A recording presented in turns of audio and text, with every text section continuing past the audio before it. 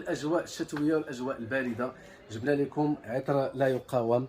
هذا اللي كيدخل ضمن التشكيلات ديال مجموعه لا يقاوم من شركه الرصاصي، اللي كتكون تحديدا من 5 ديال لي ريفيرونس.